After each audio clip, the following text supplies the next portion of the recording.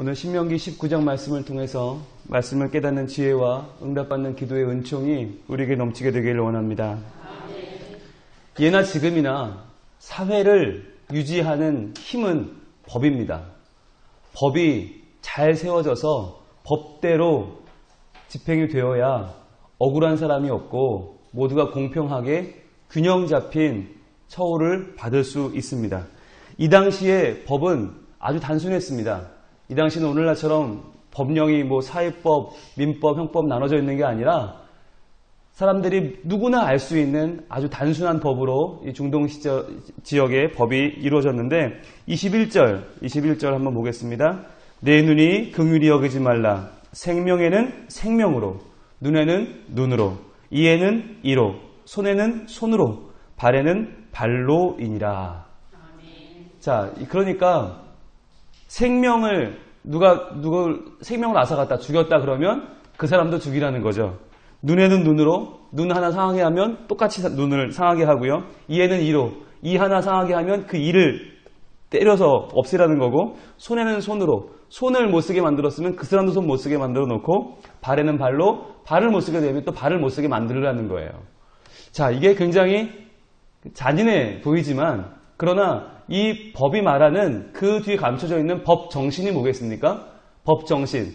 남의 손 망쳐놓으면 네 손도 그렇게 될 거니까 하지 말라는 것이죠. 법이 이 당시에 굉장히 엄격해 보이는데 그 뒤에 법 정신은 오히려 사람을 죽이면 너도 죽으니까 절대로 사람을 죽이지 말라는 것이죠. 곧 살리려고, 사람을 살리고 사람을 보호하려고 한 그 법 정신이 더 중요하지 않습니까? 그런데 사람들은요, 내가 그 일을 당하면 법 정신을 생각하는 것이 아니라 억울함만 생각해요. 분하고 원통해요. 그래서 만약에 우리 가족 중 누가 죽었다, 누가 우리 가족을 죽였다 그러면 왜 죽였는지 생각하지 않아요. 어떻게 죽었는지 생각하지 않고 무조건 분한 마음에 죽였으니까 너도 죽어봐 이렇게 생각한단 말이죠. 그래서 이 당시에는 보복법이 정당했어요. 우리 식구 중 누가 죽었으면 우리가 다 쫓아가서 그 사람을 죽여도 되는 거예요. 생명은 생명이니까. 그러니까 그거를 재판장이 보고 이 사람이 일부러 죽였는지, 오늘 본문 나오는 것처럼 실수로 도끼질을 하다가 이 도끼 날이 빠지면서 실수로 사람이 죽였는지, 오늘날로 말하면 과실치사죠.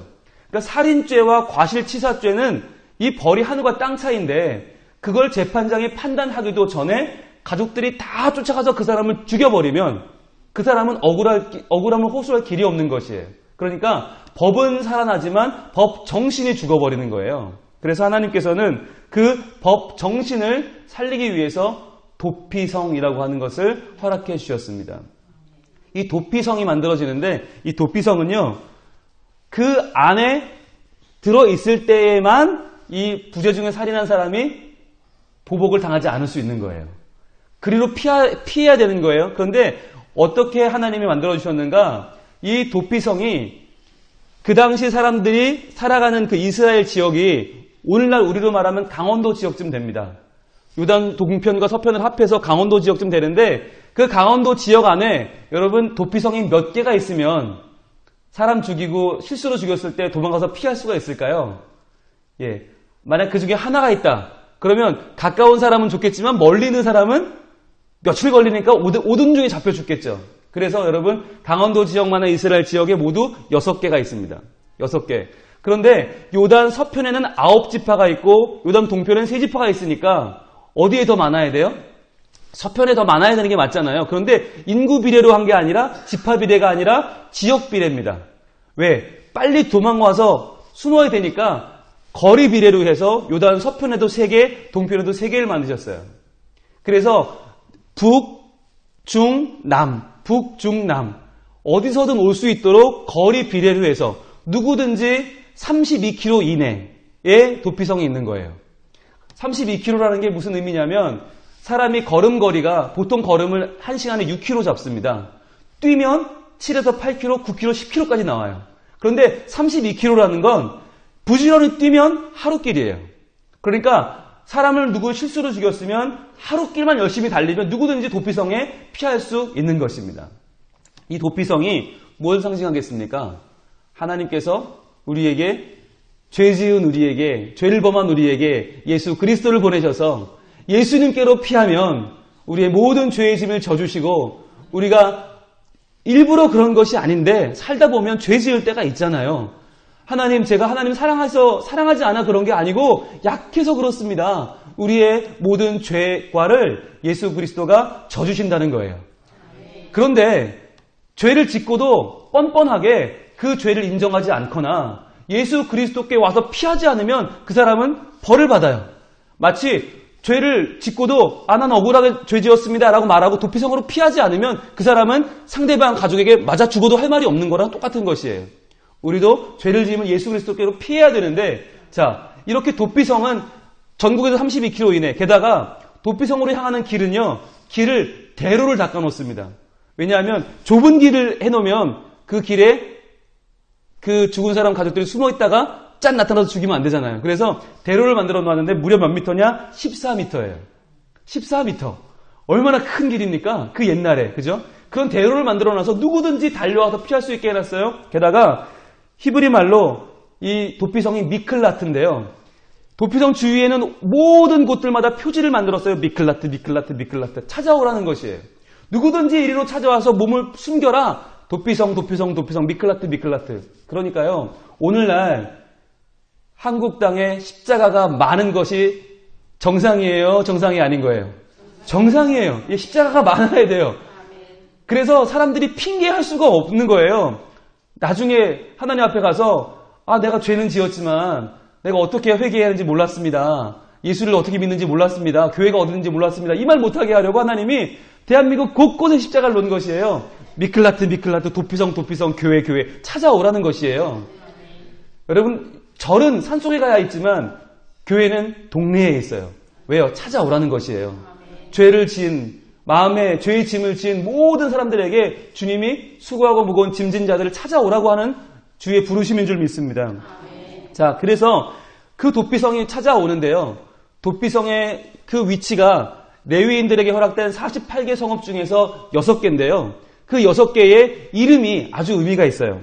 자, 요단 서편의 세계, 갈릴리 지역에 게데스라고 있는데, 이 게데스는 이름이 뜻이 뭐냐면 구별되다라는 뜻이에요. 게데스, 구별되다. 이 여호수아 20장에 보면 다 이름들이 나오는데, 구별되었다. 우리가 죄를 지었지만 예수를 믿는 자는 구별되어서 주의 거룩한 백성이 된다는 의미죠. 게데스. 그리고 중간에 에브라임 산지에 세겜이라고 있습니다. 세겜의 뜻은 뭐냐? 어깨짐이에요. 어깨짐. 그러니까 우리의 모든 죄의 짐을 예수님이 맡아주신다. 그리고 유대 남쪽에는 헤브론이라는 도피성이 있는데, 헤브론 뜻은 뭐냐? 교제하다, 연합하다. 우리가 예수님과 연합하면, 예수님과 교제하면 우리의 죄가 용서함 받는 줄 믿습니다. 그리고 요단 동편에 이 남쪽에는 베셀이라고 있어요. 베셀. 베셀은 이름이 뭐냐? 요새라는 뜻이 있어요. 요새. 그러니까 사탄이 우리의 죄과를 치르려고 막 쫓아오는데 우리가 예수님이라는 요새의 몸을 숨긴다는 것입니다. 그리고 그 위에 길르앗 라못이라고 있어요. 길르앗 라못 뜻은 언덕, 고지라는 뜻이 있어요. 전쟁을 할 때 고지에 있으면 유리해요, 불리해요? 유리해요. 우리가 비록 죄를 지었지만 예수님이 우리를 숨겨주신다. 유리한 언덕, 고지, 길르앗 라못이에요. 그리고 제일 북쪽에는 바산 골란이라고 하는 산지인데, 바산 골란 뜻이 뭐냐? 기쁨이에요. 기쁨. 그러니까 우리가 예수께 몸을 숨기면 우리가 죄 용서만 받고 기뻐하는 삶을 살 수 있다고 하는 것입니다. 자, 그러면 우리가 도피성으로 몸을 피하는데요. 문제는 이겁니다. 도피성에 영원히 있을 수는 없잖아요. 내 고향도 아니고 낯선 지방에 계속 있을 수 없어요. 그럼 언제까지 있어야 될까요? 민수기 36장 28절 한번 읽어볼까요? 민수기 36장 28절.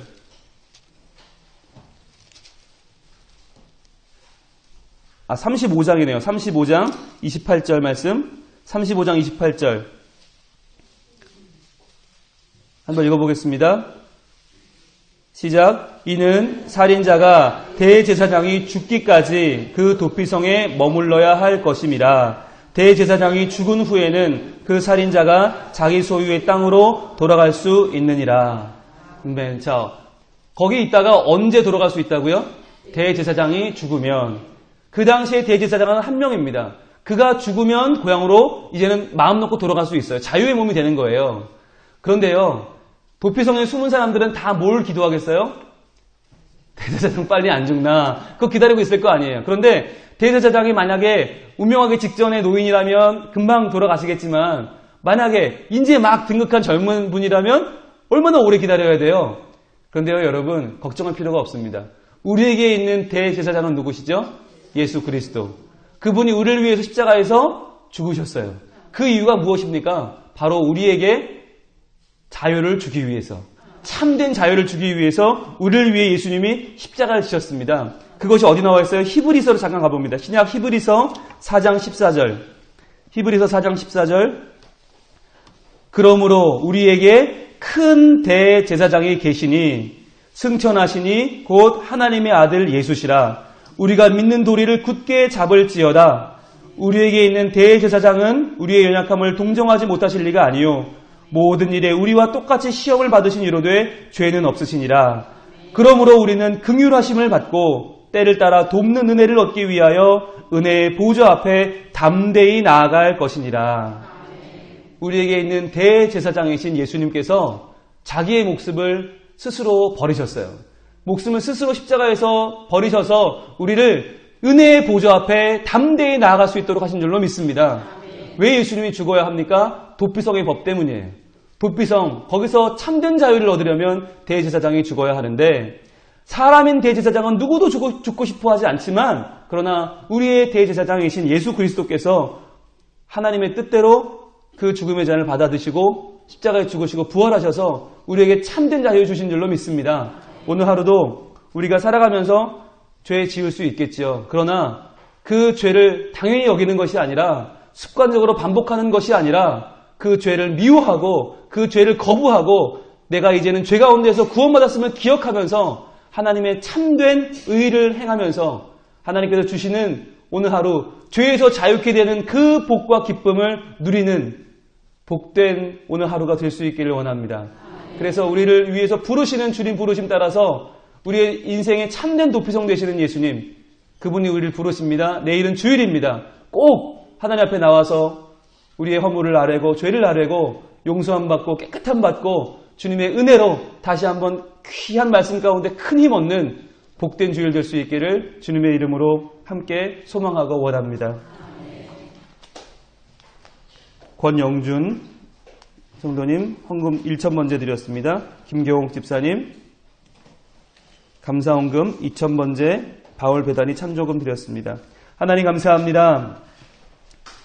죄를 지은 우리에게 영원한 도피성인 예수 그리스도를 허락하시고 예수님을 믿어 모든 죄를 사함받고 구원 얻게 하셨으니 그 크신 은혜를 찬양합니다. 내일은 복된 주일입니다. 저희들 모두 다 주님 앞에 나와 예배함으로 하나님을 온전히 섬기는 주의 백성 되게 하여 주옵소서. 오늘도 우리 동신교회 복을 주시되 특별히 은혜의 통로로 쓰임받는 담임 목사님 건강과 목회를 지켜주시고 지난 한 주간 교단총회에 참석하시느라 많이 피곤하시지만 그럼에도 내일 주일 말씀 준비하실 때에 은혜와 축복을 채우시고 그 은혜가 우리 모든 교인들에게 차고 넘치게 하여 주시옵소서. 1,000번째 헌금 감사헌금 드린 손길이 있습니다. 그 마음의 간절한 소원을 주님 아시지요. 꼭 들어주시고 전능하신 하나님의 손으로 형통케 하여 주시옵소서. 예수님 이름으로 기도합니다. 아멘.